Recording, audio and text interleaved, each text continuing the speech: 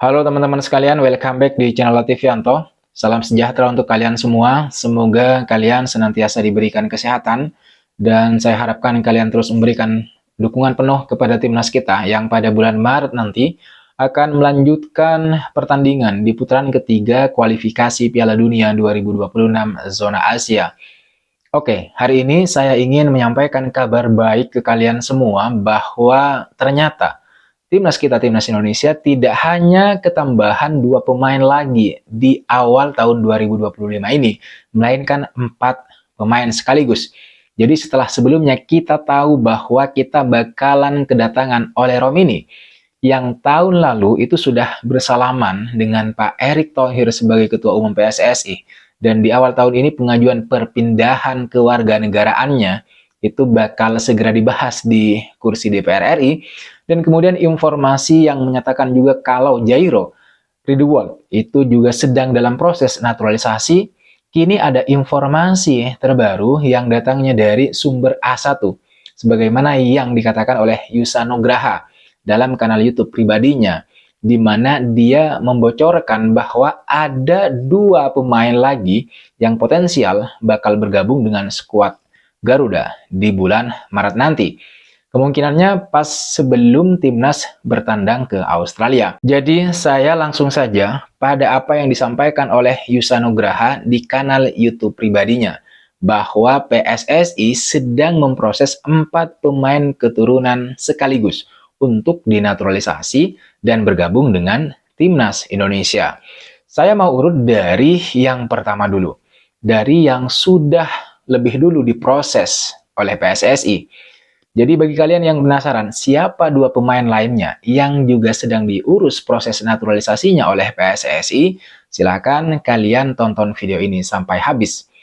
Jadi teman-teman sekalian, nama pertama yang tidak boleh saya atau kita lewatkan dalam pembahasan ini adalah Oleh Romeni. Mau tidak mau, kita juga harus ngebahas pemain yang satu ini karena setelah terakhir kali Kevin Dix yang bergabung dengan timnas kita, Oleh Romeni adalah salah satu pemain yang sebenarnya juga sangat kita harapkan bisa segera bergabung dengan timnas kita. Tapi memang proses negosiasi kemudian pendekatan dengan pemain ini itu cukup lama, cukup memakan waktu dan baru final di bulan November tahun lalu. Setelah timnas dihajar 4-0 oleh Jepang di Stadion Utama Gelora Bung Karno. Menurut saya, Oleh Romeni adalah salah satu pemain yang memang diimpi-impikan untuk bisa bergabung dengan timnas. Karena dia memang punya kualitas dan tampil reguler bersama FC Utrecht di Belanda. Itu pertimbangan pertama. Kemudian pertimbangan yang kedua adalah karena lini serang kita memang bisa dibilang agak tumpul. Kita mungkin sempat berpesta ke gawang Vietnam di leg kedua putaran kedua di mana timnas memasukkan 3 gol saat itu. Kita juga sempat berpesta ke gawang Brunei Darussalam di putaran pertama.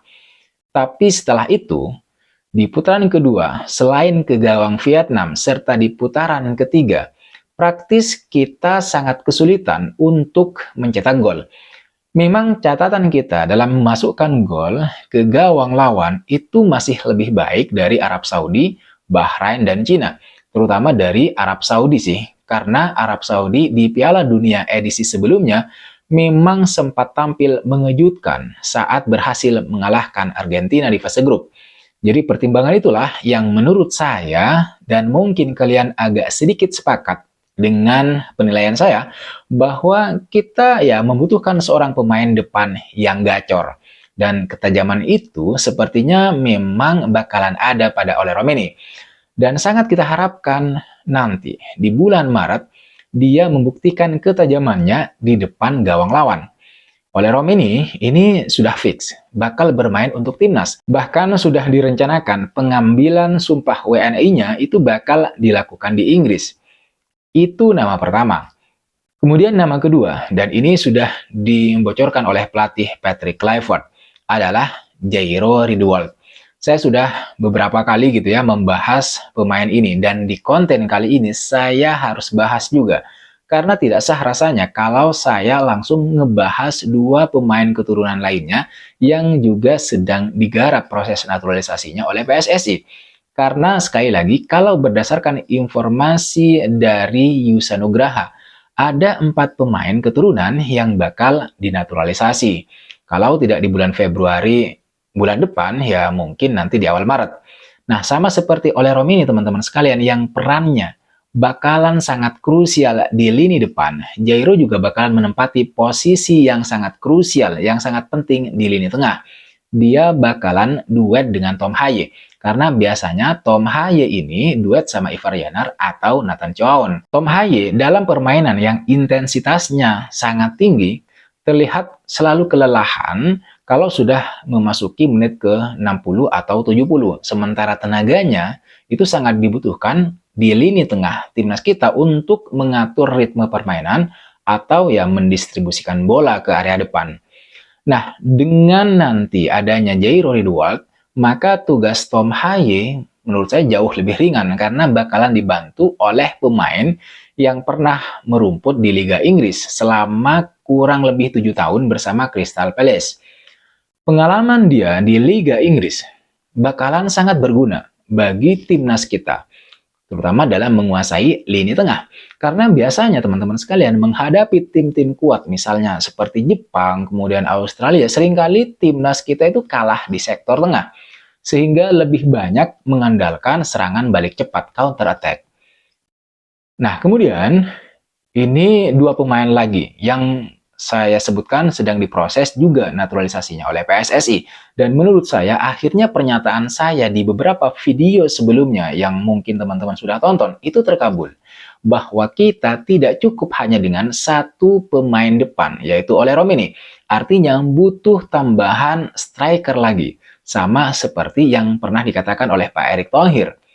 Nah, informasi ini dibocorkan sekali lagi oleh Yusa Nugraha bahwa saat ini PSSI juga sedang memproses naturalisasi dua pemain yang lain.